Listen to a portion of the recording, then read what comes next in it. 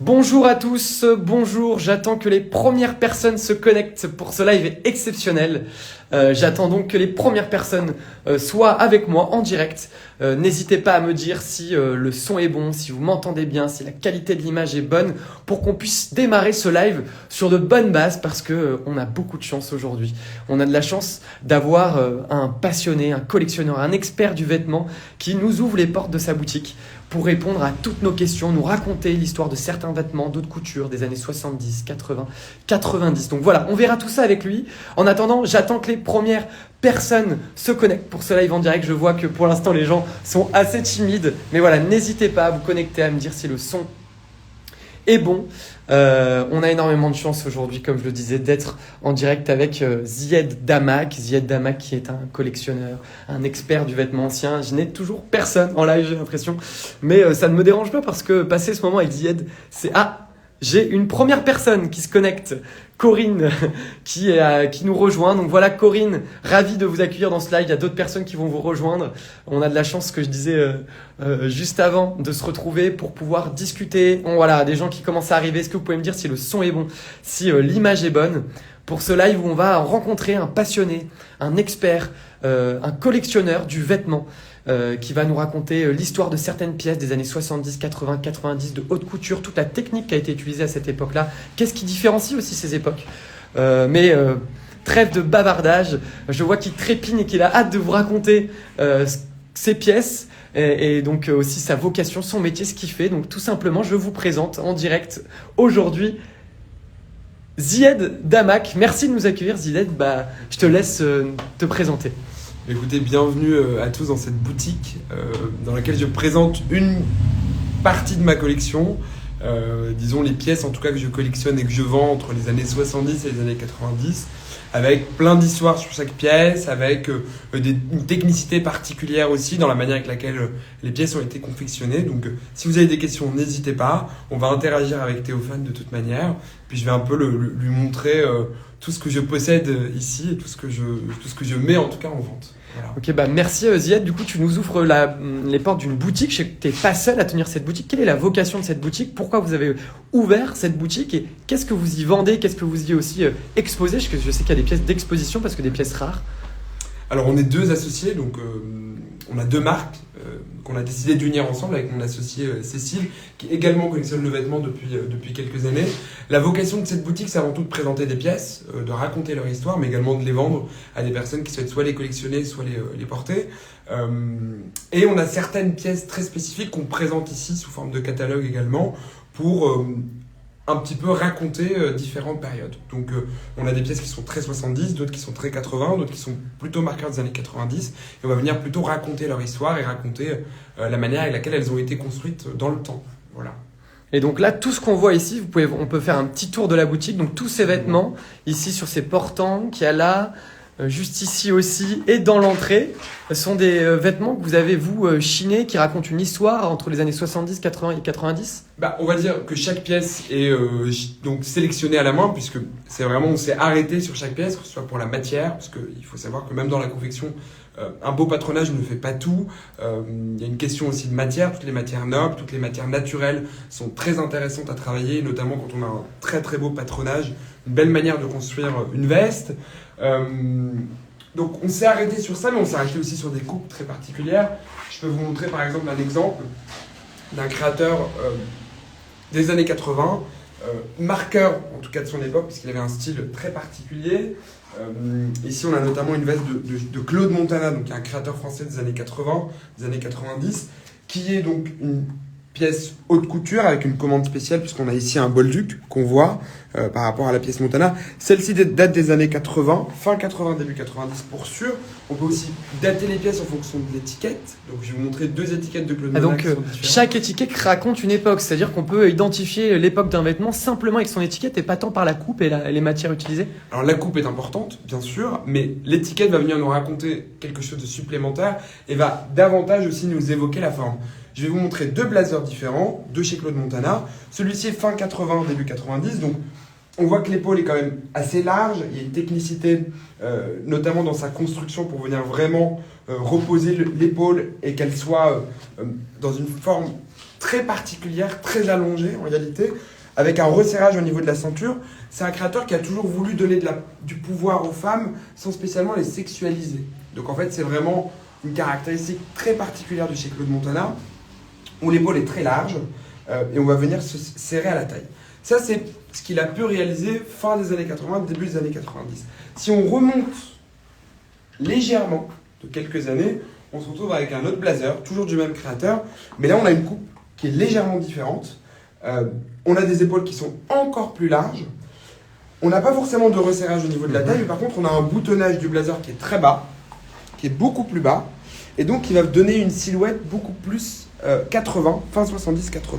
Concernant l'étiquette, on est plutôt sur quelque chose qui ressemble à ça, et donc on est sur le même créateur, sur la même maison, mais par contre sur une étiquette qui date plutôt du début des années 80. Voilà. Et donc ça, voilà, juste à l'étiquette, on peut différencier l'époque d'un vêtement. Est-ce que par rapport à la matière, est-ce qu'on est sur la même matière et sur les techniques utilisées en couture pour donner ces vêtements, est-ce que les créateurs d'années, disons de dizaines d'années en dizaines d'années, changent aussi leur méthode, quelles sont leurs approches pour pouvoir évoluer? Est-ce qu'on s'adapte à des tendances? Comment est-ce que ça fonctionne? Il y a aussi une forme de... En fait, plus le vêtement va devenir technique dans les années 80, dans les années 90, plus on va être amené à utiliser des matières qui sont aussi issues de mélange. Ça peut être on va incorporer du polyester, on va incorporer du polyamide pour essayer d'amener de l'élasticité. On peut aussi ajouter du lurex, par exemple, sur ce type de pièce. Du lurex? Ouais, du lurex. Donc c'est un fil d'argent qu'on vient apposer. Et ça, c'est vraiment une technique plutôt 90 qui ne sera pas utilisée avant. C'est vraiment une technique assez particulière et qui va aussi jaillir, on va dire, d'un sentiment lors des shows. C'est pas simplement des présentations de collection, c'est pas simplement des présentations techniques, mais il y a aussi une volonté de montrer des choses qui sont des choses d'apparat. Des choses qui sont un petit peu plus fortes, qui sont plus techniques, qui sont un petit peu plus marqueuses de leur époque. On a notamment cette créatrice italienne. C'est magnifique. Voilà, ça, on est sur quelle époque, quelle année? Là, on est milieu des années 90, on va être en 95. C'est une créatrice italienne qui défilait à Paris. Et là, on est du coup sur un vêtement plutôt technique. C'est un vêtement très particulier, très stretch. Donc, qu'on va pouvoir venir tirer comme ça. Ça, c'est une pièce haute couture réalisée en atelier. Vous voyez, il y a des détails de couture qui peuvent nous dire ça, c'est que c'est une toile de couture. Au-delà de l'étiquette qui est apposée, on voit que la finition n'est pas vraiment finie. Donc c'est plutôt une pièce d'atelier qui a défilé et qui avait utilisé des techniques différentes, puisque on est sur une matière plutôt polyester, polyamide, et ici c'est pas des matières naturelles, mais pour amener toute cette technicité-là et ces volants, on est obligé d'utiliser des manières beaucoup plus techniques. Voilà, ça c'est un petit peu ce qui va marquer les années 90. On est plutôt sur une époque où il y a du fast, où les défilés deviennent réellement des shows, et donc on va de plus en plus utiliser la technologie au service de la mode pour amener des pièces qui sont beaucoup plus extravagantes. On ne s'arrête pas uniquement sur la technique du vêtement et sur la manière avec laquelle il est fabriqué, ce que je peux vous montrer aussi d'ailleurs. Si on veut rentrer sur des créations plutôt fabriquées, on peut le faire, mais là c'est vraiment marqueur de ces années 90. Et du coup, tu parlais que de pièces haute couture qui ont défilé dans les années 80-90. Est-ce que tu dirais que ces pièces-là, elles sont vraiment évocatrices de cette époque-là où c'est pas une bulle un peu à part? Est-ce qu'on peut retrouver des techniques qui ont été utilisées plutôt un peu mainstream après pour le prêt-à-porter un peu quotidien? Est-ce que c'est un marqueur un peu historique ou c'est une bulle à part la haute couture? Alors là, les pièces que je vous montrais sont issues, celle-ci est issue de la haute couture puisqu'elle a défilé en haute couture, mais en réalité, la plupart des choses sont en prêt-à-porter. Donc le prêt-à-porter, avec les techniques qui vont être utilisées, je vais vous montrer d'ailleurs quelques-unes, vont plus tard s'appliquer à tout le vêtement qu'on connaît et même dans le vêtement qu'on fabrique aujourd'hui. Par exemple, typiquement ce tissu pied de poule qui dans les années 80 n'existait pas, qui va être créé... Quand tu dis pied de poule, qu'est-ce que c'est pour les personnes qui ne savent pas ce qu'est... Alors, le pied de poule, c'est ce mélange de noir et de blanc beige qui va venir être en fait travaillé sur machine. C'est très écossais comme motif. Il va être plus tard amené en France dans les années 60 par Chanel et va s'infuser dans la création jusque dans les années 80. Et à partir de ce moment-là, il deviendra un petit peu has-been. La technique, c'est que en réalité, sur des machines donc de chaîne et trame, on va venir en fait enlacer deux fils, un noir et un blanc, pour former ces petits carreaux, en fait, ces petits carrés qui sont presque en 3D, ce qui va donner ce motif assez reconnaissable aujourd'hui, mais qui en réalité est vraiment marqueur de son époque. Et donc, c'est un tissu qui est à la mode, qui revient, qui repart. C'est un peu ces cycles-là qu'on vient aussi travailler en réalité, puisque le vêtement infuse dans la société, et certaines choses qu'on présente ici ne sont plus du tout à la mode, et d'autres, pourtant issues des années 80 ou des années 60, reviennent totalement à la mode. Est-ce que justement ça pourrait être assez intéressant d'avoir une pièce qui a déjà plus de 40 ans, oui, voire 50 ans, et qui aujourd'hui revient à la mode, et comprendre un peu comment est-ce qu'elle a traversé le temps, quels sont ses grands marqueurs, et pourquoi aujourd'hui on a ce retour vers des matériaux, des matériaux un peu anciens, des méthodes un peu anciennes, des anciennes pièces. Ça serait intéressant de voir un peu, en particulier une pièce ici que tu as dans ta collection. Alors, je peux vous montrer un travail qui est relativement récent, mais qui en réalité reprend les codes des années 30, des années 40. On a une pièce ici en soie qui ressemble plutôt à un boléro, donc c'est plutôt une veste presque de cavalier ou de torero, mais toute cette technique qu'on voit apposée ici, donc qui en fait en réalité est faite de fils de broderie et de perles, reprend une technicité haute couture des années 30. Alors que là, nous sommes dans les années 80. Ça, c'est une pièce des années 80 qui reprend une technique des années 30. En haute couture. Là, nous sommes pas en haute couture, nous sommes en prêt-à-porter. Donc en fait, c'est un vêtement en réalité civil qui s'achetait en boutique. Notamment, on peut remarquer également ce boutonnage très particulier, avec un col qui remonte assez haut et une épaule qui n'est pas du tout marquée.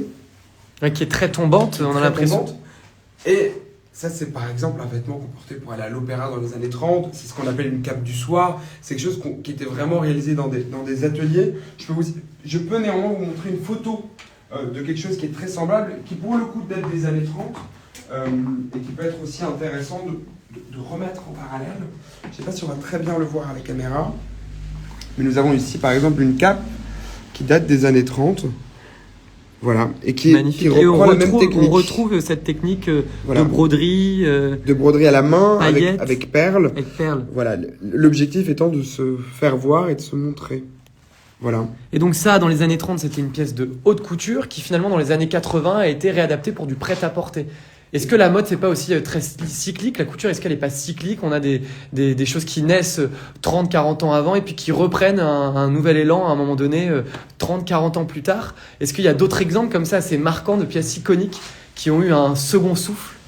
Alors, on remarque ça globalement sur tous les vêtements qu'on peut retrouver aujourd'hui, mais je pense que vous allez aussi l'enseigner dans votre école. C'est là l'intérêt de suivre toute cette formation, c'est de remarquer certaines techniques qui sont très spécifiques à la haute couture, qui vont en fait se vulgariser et donc on va pouvoir y avoir accès beaucoup plus facilement. C'est tout le travail autour des soieries, notamment de la soie.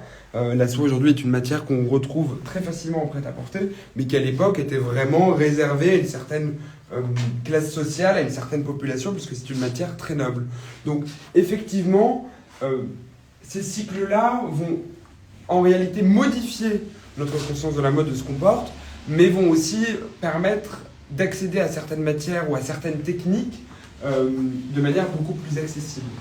Là, je vais notamment vous montrer une pièce qui a été réalisée par Jean-Paul Gaultier, fin des années 80, qui reprend une technicité très particulière, qui est une technicité en réalité du 19e, qui va venir corseter le corps de la femme très légèrement, mais pour permettre d'avoir une assise assez particulière. Donc vous voyez, cette pièce par exemple portée va donner un effet corset, qu'on voit juste ici, et ça c'est dû à la technique et la manière avec laquelle on va venir poser le dos. Vous voyez, toutes les coutures ici, là, là et là, vont donner une forme au dos très particulière. Ce qui fait que quand la pièce est portée, hop, il y a une forme de corsetage qui vient s'opérer.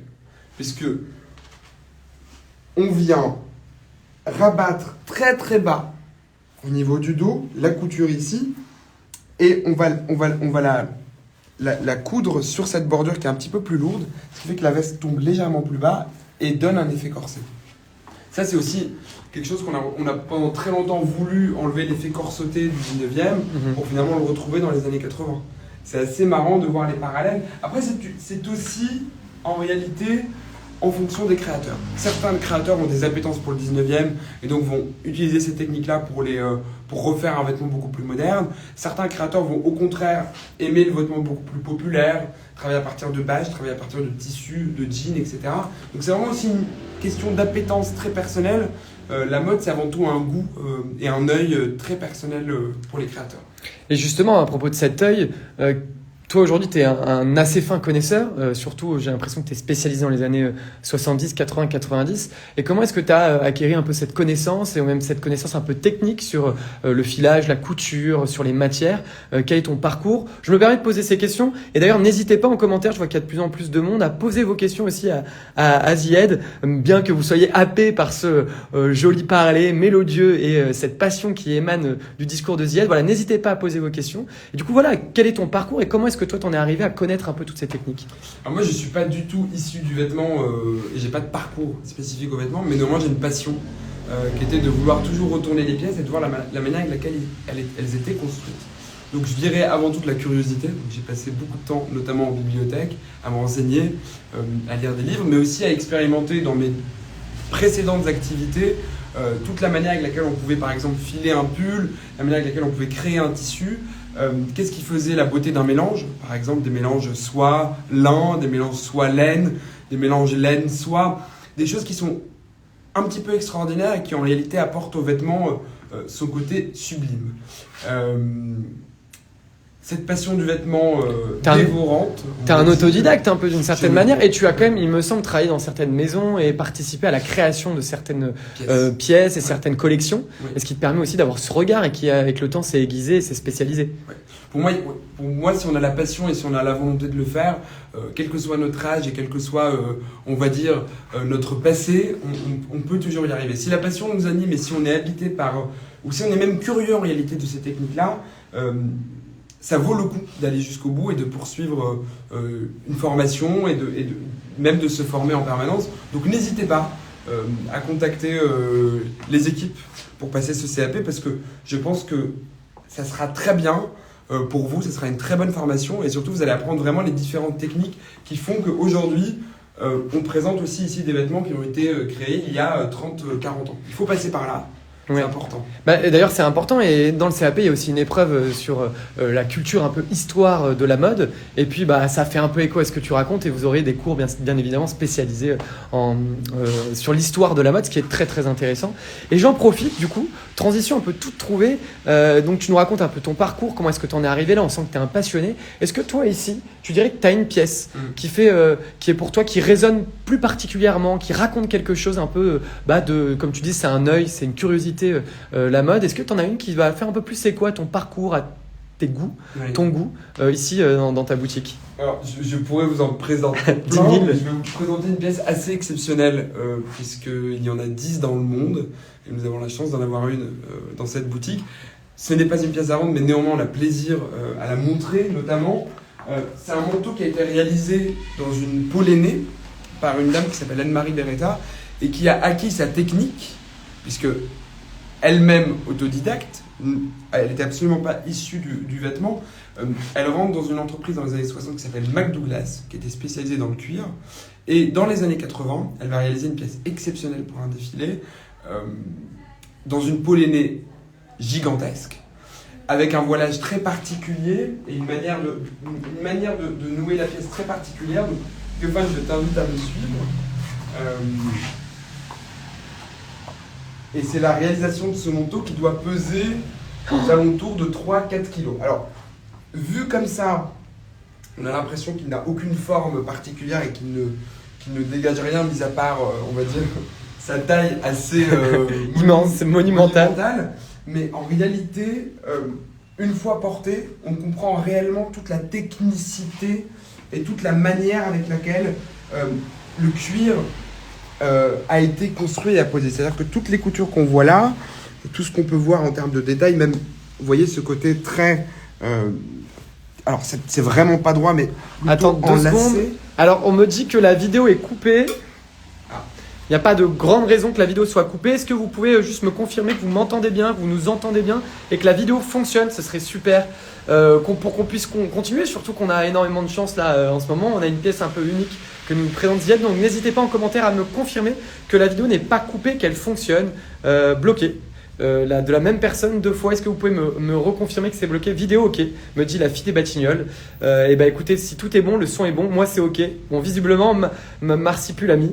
N'hésitez pas à peut-être rafraîchir la page. Impec, on me dit que bon, c'est nickel. Merci beaucoup. N'hésitez pas d'ailleurs à poser vos questions à Zied et on retourne sur parfait. La pièce est dingue, nous dit Emilia. Et bah écoutez, on va aller avoir un peu plus d'histoire sur cette pièce.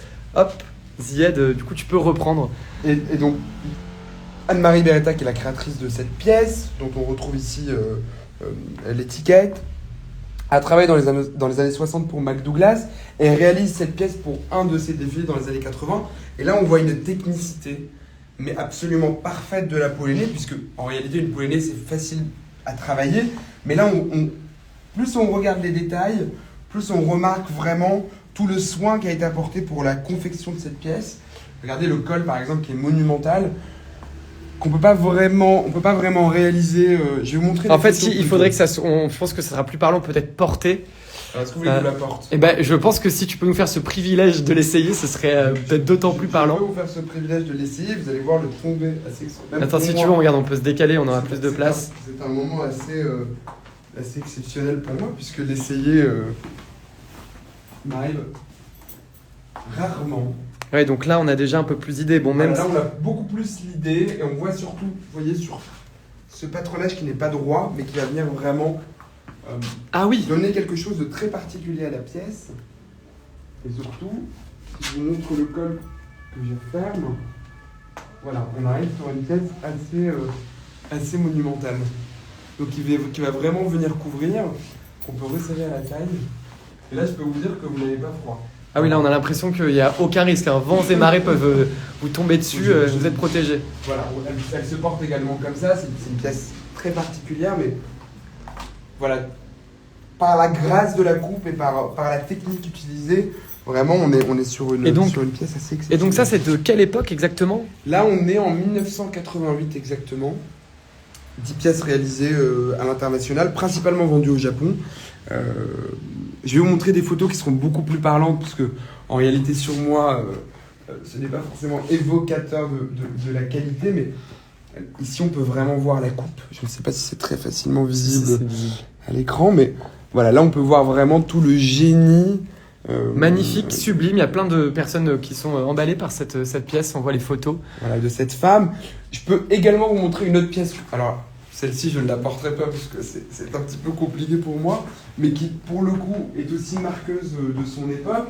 C'est un créateur d'origine italienne qui est venu s'installer à Paris, qui s'appelle Angelo Tarlazzi, qui a réalisé un manteau un petit peu incompris par la presse à l'époque. Il faut savoir que dans les années 80, on était plutôt sur des tons assez chauds, on ne voulait pas mettre trop de couleurs, en tout cas au début. Et Monsieur Tarlazzi nous sort ce sublime manteau.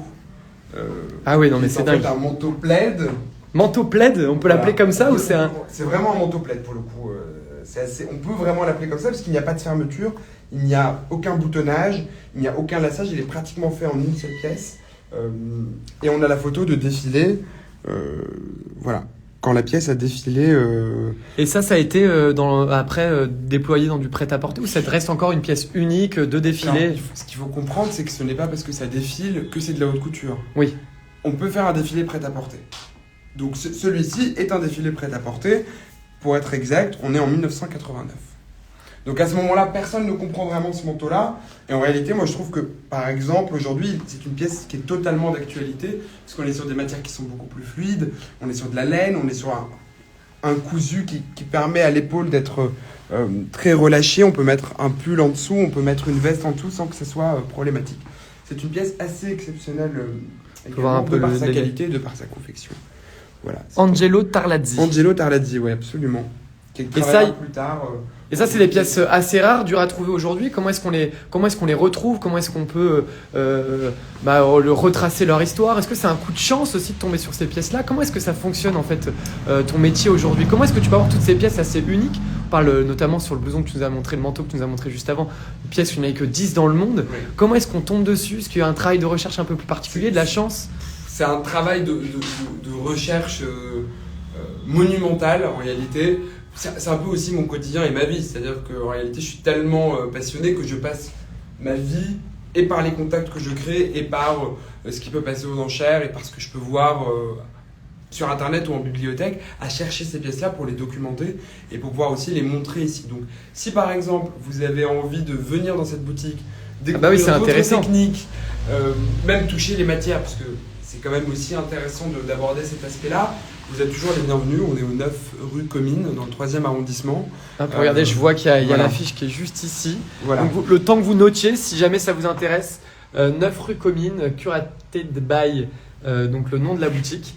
Il y a Rafoun qui dit OMG, je ne suis pas né à la bonne époque. Et bah, grâce à Zied, finalement, vous pouvez rattraper une époque que vous n'avez pas vécue avec ces pièces en fait, qui ont traversé le temps. On parle de pièces qui ont pour ce manteau plaid trentaine d'années. Oui. Donc c'est assez. Une trentaine d'années. Et puis d'autres qui sont, par exemple, pour vous montrer quelque chose qui est plutôt un vêtement masculin, mais qui en réalité est très intéressant, qui est d'ailleurs d'actualité aujourd'hui, puisque oui, on en retrouve beaucoup en ce moment. Typiquement le type de veste qu'on pourrait porter.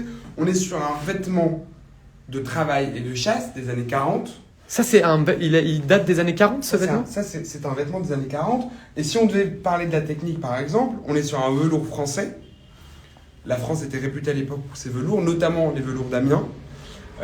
Et celui-ci est un velours d'Amiens, avec sur l'étiquette de la marque, qui est Royal Picard, Amiens étant la capitale de la Picardie, la cathédrale d'Amiens juste ici. Ah ouais, c'est génial, ces détails.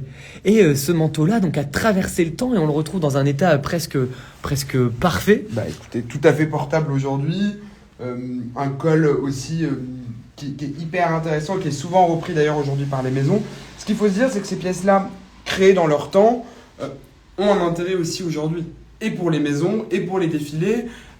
Tout a été créé dans le vêtement déjà. Donc replonger dans toutes ces pièces-là d'archives, documentées ou non d'ailleurs, c'est intéressant pour les futurs faiseurs, pour les futurs techniciens du vêtement, d'aller regarder la manière avec laquelle un col a été fabriqué, d'aller voir comment une épaule a été posée, de voir comment l'entoilage a été fait. Et là, on est quand même sur des qualités de velours qui sont assez exceptionnelles, très lourdes.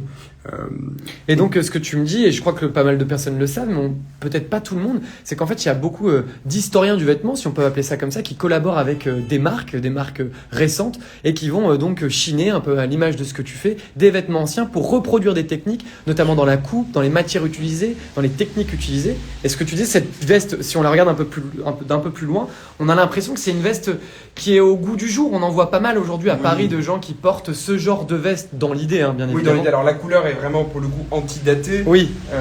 Mais dans la coupe et dans cette coupe-là, dans une veste un peu facile pour homme avec 3 poches et un col. Le col serait légèrement plus fin aujourd'hui, mais ça c'est encore simplement une question de modernité. Mais ce type de veste, c'est vraiment, notamment dans le vestiaire de l'homme, quelque chose qu'on peut retrouver assez facilement.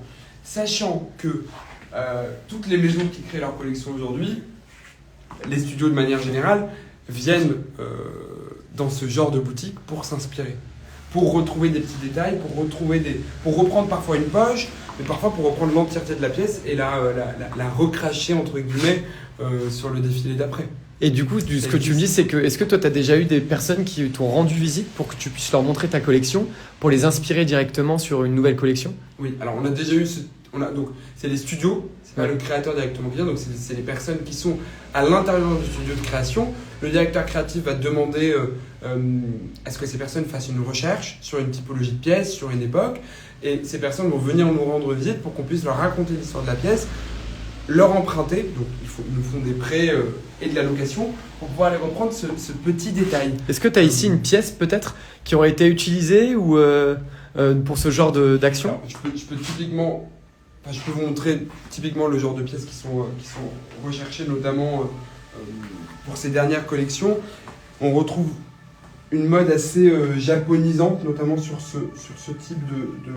C'est un mac, un trench un peu long, mais celui-ci a la particularité d'être doublé. Ah ouais. Vous voyez, on peut directement voir la manière avec laquelle il a été construit. Donc ça, c'est une toile enduite de coton, mais sur laquelle on est venu apposer sur la couture un drap de laine, donc directement collé, ce qui crée ce double col. Voilà. Et ça, c'est le type de pièce et le type de technique qui sont non pas impossibles à reproduire aujourd'hui, mais qui sont difficilement trouvables sur le marché. Et donc, on va venir plutôt aller les chercher en vintage pour s'en inspirer. Voilà. Donc, c'est complètement doublé en laine et ça va venir simplement être raccroché ici pour avoir ce double fermoir et donc avoir une pièce qui tient relativement chaud, qui est praticable au printemps, qui est praticable l'hiver aussi, et que les maisons recherchent aujourd'hui. C'est toutes ces créations-là, ça peut être aussi un détail plus particulier, ça peut être simplement un fermoir. Vous voyez, on a un fermoir ici très particulier. Ah ouais, c'est canon. De colle, donc, qui va venir s'enclencher simplement ici. Hop. Et que par contre, on va venir fermer comme un tablier. Ici. Voilà. Donc là, on voit le fermoir ici, juste on voit ici. Le fermoir. Oui, c'est un système presque rudimentaire, ancien, oui. d'accroche et... Mais qui en réalité fait quand même la pièce, qui en réalité fait aussi la technicité, la manière avec laquelle elle a été faite. Et si on vient fermer ici le col juste après, vous voyez, hop, voilà, ça c'est le type de techniques qui sont recherchées aujourd'hui et qui du coup sont souvent ce type de pièces qui sont empruntées par les maisons. Donc en fait, on se rend compte que c'est plus sur la technique en fait directement du vêtement, sur les fermoirs ou ce genre de choses. Ce qu'il faut se dire, c'est que c'est la technique du vêtement qui fait en réalité sa beauté. Parce que un vêtement qui n'est pas réfléchi techniquement, un vêtement qui n'est pas réfléchi dans les détails, ne sera pas réellement beau. Ça sera une pièce un petit peu lambda, comme on peut la retrouver. Mais c'est ça qui est aussi intéressant. Il y a plein de manières, on va dire, d'aborder la chose.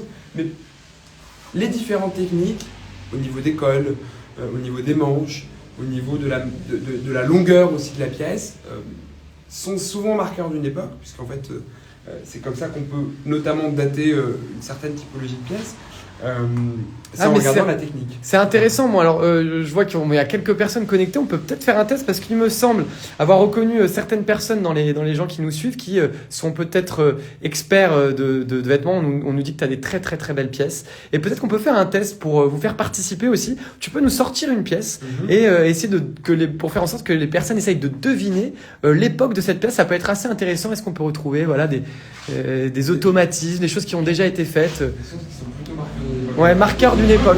Une pièce un peu typique. Bon, il pleut, on est à Paris, on va rester sur la mouvance du trench, donc je vais sortir une pièce. On va voir un petit peu si vous arrivez à deviner. Voilà, n'hésitez pas en commentaire à dire si vous connaissez, vous arriviez peut-être à reconnaître l'époque de cette pièce. On va faire le tour du vêtement, ça peut être assez intéressant de voir ça. Il y a des marqueurs forts que vous arrivez Alors selon toi, là, Zied, il y a des marqueurs assez forts, typiques d'une époque? Oui, complètement. Complètement, et c'est ça qui rend cette pièce aussi d'ailleurs assez particulière. C'est un trench. C'est un trench assez classique en réalité, mais certains détails peuvent nous montrer qu'ils sont... on fait bien le tour des détails. On voit donc ici, au niveau des épaules. On peut aussi remarquer l'étiquette. On a une première proposition. Je laisse d'autres personnes pour faire d'autres propositions. On a une proposition qui est... on a 1960, nous dit Rafoun. Voilà, on peut voir d'autres détails ici. On peut aussi, on peut juger aussi la longueur et la manière avec laquelle la pièce est construite de manière assez générale. C'est très militaire aussi, mais en réalité, on est vraiment sur du prêt-à-porter. On a 1960, 1970, donc les gens 70 encore. On a pas mal de personnes qui sont plutôt dans les années 60-70. Est-ce qu'on peut ouvrir le manteau pour voir un peu l'intérieur? Le détail de l'époque ne se cache pas à l'intérieur, c'est ce que tu vas me dire. Ça, c'est sûr que non. Mais par contre, un drapé sublime en laine se cache à l'intérieur. Chose assez rare d'ailleurs, qui est retrouvé d'ailleurs dans le col, ce qui est assez beau en réalité. Ah oui, c'est magnifique. C'est l'amour du travail bien fait. Et là, on voit donc ces petits détails. Drapé, on voit la manière avec laquelle, ici, on est venu coudre également, doubler les boutons, vous voyez, de l'autre côté pour les renforcer. Parce que c'est des manteaux qu'on était amenés à ouvrir, à fermer très régulièrement, donc pour ne pas qu'ils s'usent dans le temps, on venait les doubler avec des boutons. Ce qu'on fait aujourd'hui encore, mais rares sont les maisons, en tout cas rares sont les marques qui continuent à le faire de la même manière. Donc alors, on a 60, on a 60, 70, 70. Oui. Bon, alors est-ce qu'il y en a peut-être des timides qui n'osent pas? N'hésitez pas. Allez, dernière chance, je vous laisse 1 minute pour nous donner l'année, si vous avez une année en tête ou peut-être pas du tout. On peut voir du coup là aussi le créateur, qui a été d'ailleurs par ailleurs très connu pour aussi les amateurs de foot. C'est celui qui a habillé le Paris Saint-Germain dans les années 70. 80. Qui est aussi directeur d'ailleurs du Paris Saint-Saint-Germain. Daniel Echter. D'être simplement le maillot Echter, Il en a été le directeur. Il a laissé son nom d'ailleurs Au maillot. Au maillot Echter du Paris absolument. Saint-Germain. Et ce col est magnifique, le détail qui ressort, c'est absolument sublime. Bon, on va faire peut-être, c'est le moment de la grande révélation. Donc de quelle époque date cette pièce? Cette pièce date des années 70. Donc vous avez été assez fort. Magnifique. Félicitations à ceux qui ont trouvé. On peut retrouver notamment ce type de pièce dans les films de la nouvelle vague des années, fin des années 60, début des années 70. C'est une pièce très marqueuse de cette époque-là. D'une part, elle est droite, donc il n'y a pas de mouvement d'amplitude, c'est vraiment une pièce très droite, avec une petite épaule. Donc en réalité, entre le col et l'épaule, il n'y a que quelques centimètres. Donc on est relativement étriqué dans ce genre de pièce. Un autre détail très subtil, mais qui en réalité fait la différence, c'est cet empiècement qu'on a là dans le dos. À partir du moment où on a un arcage de ce type-là, avec cette petite forme, c'est très marqueur des années 70. Quand il s'allonge, on passe aux années 80. Les années 90, il va pratiquement disparaître, mais ce petit voilage-là nous révèle que c'est une pièce 70. Le col aussi, évidemment. Et puis après, c'est la confection. Mais la confection, c'est pas forcément le truc qu'on peut regarder au premier coup d'œil. Absolument. Aussi ce détail ici. Et là, ce petit pattern en carré pour la ceinture. Ça, on l'avait pas montré, donc vous n'aviez pas tous les éléments non plus. Tout était... Alors, celui-ci n'est pas forcément marqueur des années 70, mais il témoigne d'un soin apporté à la pièce, ce qui est assez extraordinaire. Voilà, donc bravo. Vous avez deviné l'époque de cette pièce. Magnifique.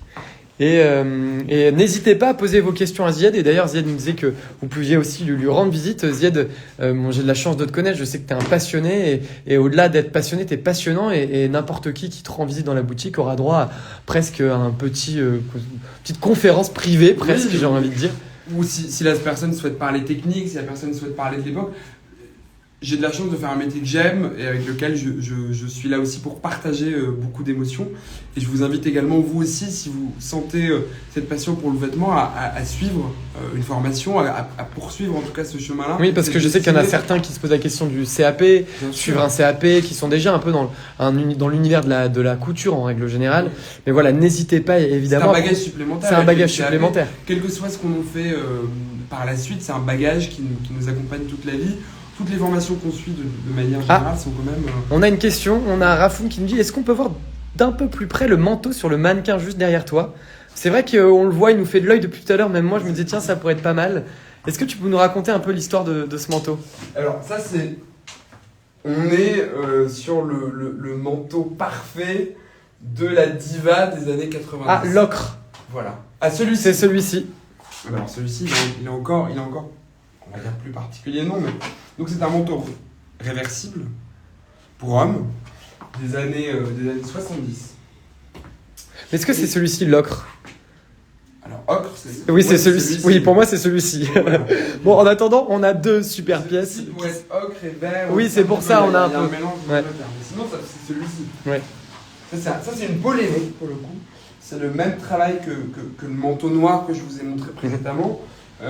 Alors celui-ci n'est pas issu d'un créateur ou n'est pas issu d'une confection particulière, néanmoins il est très marqueur de son époque, c'est-à-dire les années 90. On est sur le manteau de la diva parfait. Le manteau de la diva, donc voilà. C'est vraiment typique d'un type de femme. Beaucoup porté, pour des grandes occasions. Oui, et puis beaucoup mis...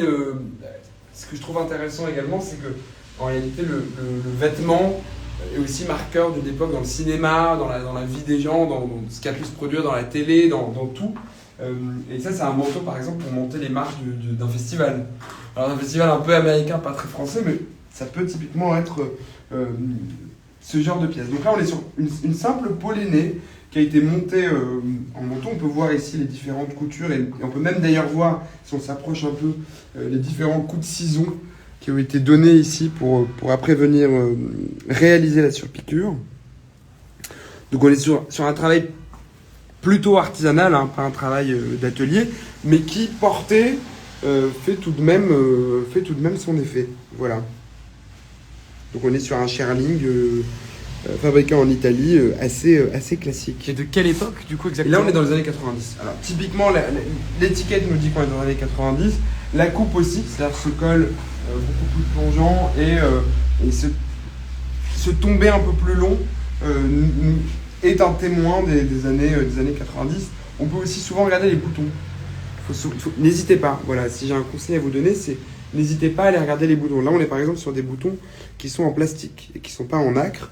Ils auraient été en nacre, on aurait pu dater la pièce de peut-être 10 ans auparavant. Mais là, c'est tous ces petits détails qui s'accumulent qui font qu'on peut facilement dater une pièce. On a Marsupil qui nous dit « Ça m'intéresse le côté réversible du manteau, on pourra y revenir s'il vous plaît. » Il me semble que c'est le manteau qui est juste derrière, on te suit Zied. Celui-ci, et alors, qui est en vitrine en plus. Ouais, qui est en vitrine, qui est un manteau moi, que j'affectionne particulièrement parce que j'en ai vu des manteaux réversibles, mais je vous avoue que celui-ci est assez particulier, qu'il y a certaines choses qui font que c'est une création assez exceptionnelle. Donc on a ce côté-là qui est plutôt un drap de laine, assez classique, ce qu'on pourrait appeler aussi du tweed anglais, qui est très résistant, qui tient assez chaud et qui aussi ne craint absolument pas la pluie, donc ça c'est intéressant. Et de l'autre côté on a une toile enduite, donc qui est une toile de coton, et on peut venir vraiment retourner le manteau sans aucun problème. Voilà. Et donc de ce côté-là, ça nous fait plutôt comme un Mac. Et là, on est plutôt sur un manteau drapé classique. Les petits détails qui font vraiment la différence de cette pièce-là. Alors déjà, on a la ceinture qui est réversible aussi. Donc vous avez les deux pans. Ah, c'est génial. Sur les deux petits détails. Petits détails, mais qui comptent si... le diable se cache dans les détails, notamment dans le vêtement. Mais quelque chose de très particulier que je n'ai jamais vu moi sur une pièce, que je découvre d'ailleurs sur celle-ci, c'est que donc nous pouvons voir ici les deux boutons, et en réalité, cette petite martingale, on va pouvoir l'amener de l'autre côté. C'est génial comme en passant système, par là. Et donc, si on veut changer donc de manteau, parce que c'est vraiment le cas. Si on veut vraiment le retourner, on retourne également la martingale, et donc on va pouvoir venir la boutonner ici sans problème. Voilà. Donc, c'est génial. Elle va dans les deux sens. Et je vous avoue que je n'ai jamais vu ça sur une pièce réversible, donc c'est une première et je suis ravi d'avoir et de proposer ce type de pièce. Voilà. On a une question de Rafoun qui dit comment voir la différence entre le nacre et le plastique sur les boutons. Ça remonte justement à la pièce qu'on a vue juste avant. On peut revenir sur ça, c'est pas très problématique. C'est en réalité assez facile. La nacre va plutôt avoir tendance à briller et ne va pas être dans ce type de coloris-là. Elle va plutôt être claire. Je vais vous montrer une chemise qui a des boutons en nacre. Là, on reconnaît un côté un peu brillant. Et si on tape dessus, il n'y a aucune sonorité. Oui, c'est ça, ça sonne comme du plastique. Ça sonne comme du plastique et on peut vraiment le reconnaître. Tandis qu'un bouton en nacre va être un petit peu... va déjà être beaucoup plus brillant. Oh, magnifique cette chemise. Voilà. Donc celui-ci, je pourrais pas tapoter dessus malheureusement parce que le bouton est trop petit, mais on voit une brillance, on voit des couleurs. Ne serait-ce qu'à l'image, on peut déjà le voir, et je crois que c'est d'autant plus parlant en vrai, directement en le touchant et en le voyant de ses propres yeux. Là, on reconnaît vraiment une matière naturelle. On peut également retourner le bouton, et là, on voit par exemple des couleurs un petit peu plus verdâtres, on voit des choses, on voit des nuances en tout cas, qui peuvent sembler plus naturelles et moins industrielles. Vous voyez. Et ça, c'est assez parlant, je trouve. Ça, c'est assez parlant, oui. Là, on peut le voir. Et même le fait que ça soit pas régulier. Voilà. C'est des petits détails, mais qui, par exemple, sur la qualité d'une chemise, si la chemise n'est pas griffée ou si la chemise ne possède pas d'étiquette, mais qu'on remarque ces boutons en nacre, ça nous dit déjà quelque chose de la confection de la pièce. Parce que si on a mis un bouton en nacre, c'est que le reste doit suivre, que ce soit la confection ou le tissu utilisé. Voilà. On a une question de My Baby Boutique qui dit « Je viens d'arriver sur le live. Qui a créé ces pièces ?» Elle adore ce qu'elle voit jusqu'à présent. Et en fait, tu pourras mieux expliquer que moi, mais il y a plein de créateurs différents. Absolument. On est dans une boutique qui retrace un petit peu les grands créateurs des années 70, 80, 90, notamment en France et en Italie, parce que c'est un petit peu notre spécialité. Donc c'est vrai qu'il y a différents créateurs. C'est pas une seule et même personne qui a créé tout ça, c'est pas la même époque non plus. Oui, on se balade entre les années 70, 80, 90. Absolument. Et je sais que tu as une appétence particulière, je crois, pour une créatrice. Oui. D'ailleurs, tu nous as montré une de ces... Oui, absolument, la Pollénée d'ailleurs, oui. Mais d'autres pièces qu'on peut voir ici. D'une dame qui s'appelle Anne-Marie Beretta. Anne-Marie Beretta, voilà, c'est ça. On retrouve vraiment une marque de fabrique Anne-Marie Beretta avec ces boutons, ces cols-là. Avec ces boutons, ces cols, cette encolure très très ouverte, notamment à travailler autour de la manche. Vous voyez, la manche n'est jamais figée. On est loin des années 70 et de ce format très carré, très slim, on est plutôt sur de l'amplitude, on est plutôt sur quelque chose de beaucoup plus fluide et qui correspond en réalité à ce qu'on peut voir aussi aujourd'hui. Vous voyez, cette pièce-là est intemporelle. Elle n'est pas marqueuse d'une époque, elle a été faite dans les années 80, mais elle aurait pu être faite aujourd'hui et elle amènerait exactement la même qualité. Autre chose assez primordiale dans ces créations, c'est la qualité des tissus qui est utilisée. Alors à l'image, c'est difficile de s'en rendre compte, mais on peut voir déjà par la matière, par la manière avec laquelle elle prend la lumière, qu'on est sur une qualité de coton assez exceptionnelle. Voilà, donc moi ça c'est la créatrice que j'affectionne particulièrement parce qu'elle est française et parce que je pense que c'est important aussi de la remettre au goût du jour, d'en parler parce que c'est une femme qui a été un petit peu oubliée par la presse, notamment aujourd'hui, et qui a eu son heure de gloire et qui mérite un petit peu de revivre. De revenir, ouais. Elle est toujours en vie et on l'embrasse d'ailleurs si elle nous écoute. Mais on est ravis en tout cas de montrer davantage parce qu'elle a inspiré beaucoup de créations qui sont faites aujourd'hui, notamment dans les derniers défilés qu'on voit. Voilà. Bah merci Ziad pour toutes ces informations et puis cette passion débordante sur le vêtement et cette connaissance. N'hésitez pas, je pense qu'on va rester encore quelques petites minutes en live avec Ziad. Donc si vous avez des questions, n'hésitez pas à les poser. Ziad se fera un plaisir d'y répondre. Encore une fois, il vous a invité, pour toutes les personnes qui suivent ce live et qui sont en région parisienne, à venir lui rendre visite dans la boutique qui est ouverte, il me semble, tous les jours. Alors ce n'est pas sur moi qui suis là, mais ma collègue se fera également un plaisir de vous accueillir, de vous présenter les pièces. Nous partageons tous les deux avec Cécile la même passion. La plupart des pièces que vous voyez ici, nous les trouvons également à deux. Donc c'est vrai que nous avons une capacité, une volonté à les raconter qui nous habite. Donc n'hésitez pas, on vous accueille, on est là. Si vous avez des questions, je suis également preneur. Je vous invite également, pour ceux qui ne le suivent pas encore, à suivre l'école, à peut-être appeler un conseiller. Pour pouvoir parler d'un projet, pourquoi pas de passer le CAP. On sait que c'est un super diplôme et puis c'est aussi une occasion de se perfectionner. Donc n'hésitez pas, vous êtes au bon endroit. Merci beaucoup Ziad. N'hésitez pas à passer aussi votre dernière question à Ziad parce que sinon on touche à la fin de ce live. Encore une fois, merci Ziad de nous avoir ouvert les portes de cette boutique qui est vraiment un petit endroit un peu hors du temps où on se balade de pièce en pièce des années 70, 80, 90 avec toujours une petite anecdote, une histoire sur le vêtement. Donc merci pour ce moment partagé. Je pense que vous avez pu le remarquer pendant ce live-là. Il y a beaucoup de vêtements, mais pas que. On voit ici des chaussures à gauche, à droite, des sacs aussi. On voit aussi un objet très particulier que je peux vous montrer, qui est un petit peu mon objet chouchou. Oui, qui est magnifique. Tu peux nous faire la démonstration. Ça, c'est une pièce extraordinaire. Ne vous déconnectez pas maintenant. Vous allez assister à quelque chose de vraiment assez sublime et rare. C'est une pièce extrêmement rare. Puis c'est une pièce rare, c'est un travail d'artisanat qui est encore en réalité marqueur d'une époque. On est sur une minaudière, donc un sac pour femmes des années 30, réalisé dans l'écaille de tortue. À l'époque, elle n'était pas interdite, puisqu'elle sera interdite par la Convention de Washington. On est sur un petit sac qui est tout à fait moderne en réalité, et qui intègre un nécessaire pour femmes, donc un nécessaire de maquillage. Ici, de quoi se mettre de la poudre libre pour se maquiller, un rouge à lèvres, ici un petit carnet ou des cigarettes, également un peigne. C'est génial, c'est magnifique. Et la couleur de l'écaille de tortue à la lumière est quand même assez exceptionnelle. On voit vraiment tout le travail réalisé, sachant qu'à l'époque tout était réalisé à la main, toutes ces plaques sont réalisées à la main.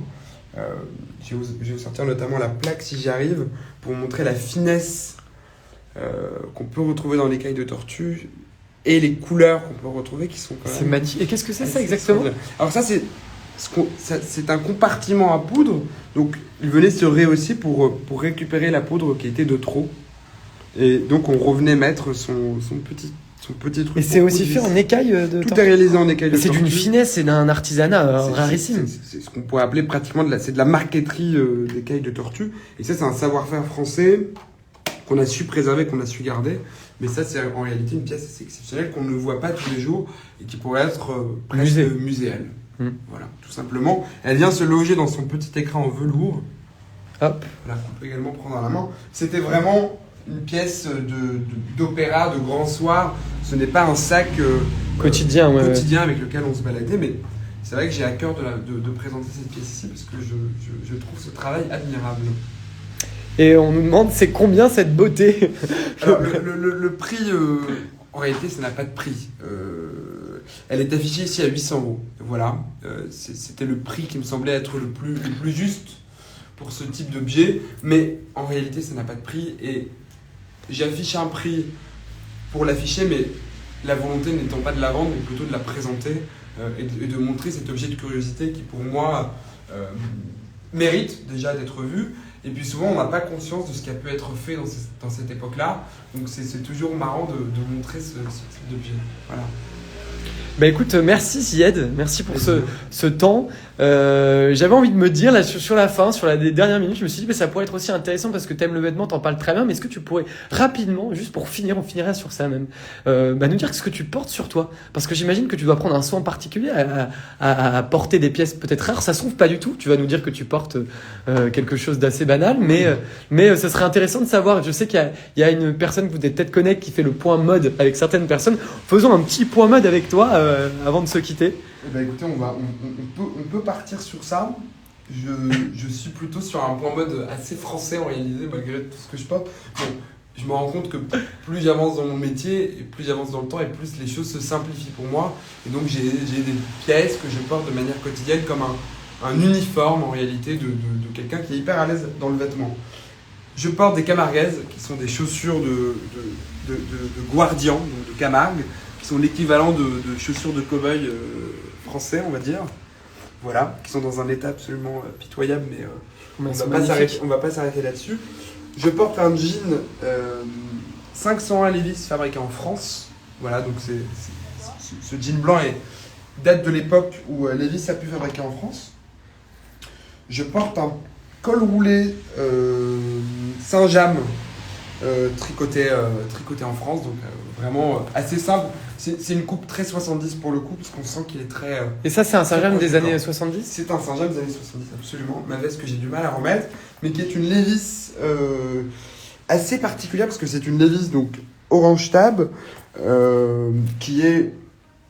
Donc cette étiquette Orange Tab nous dit qu'on est fin 70, début 80, mais je n'ai jamais vu ce modèle chez Levi's, et ma théorie est que c'était une personne qui travaillait chez Levi's, dans l'usine de fabrication en France, qu'il a fait fabriquer à partir de chutes de tissu pour se créer un modèle plutôt lit. Puisqu'en fait, cette veste-là ne ressemble pas à une veste Levi's classique, elle ressemble à une marque concurrente qui est une veste lit. Donc ma théorie, confirmée par un autre ami qui aussi est assez expert dans le domaine du jean, c'est que c'est une pièce qui a été fabriquée par une personne qui travaille dans l'usine. Voilà. Donc, ah ouais, génial. Donc pièce unique, quoi. Pièce rare.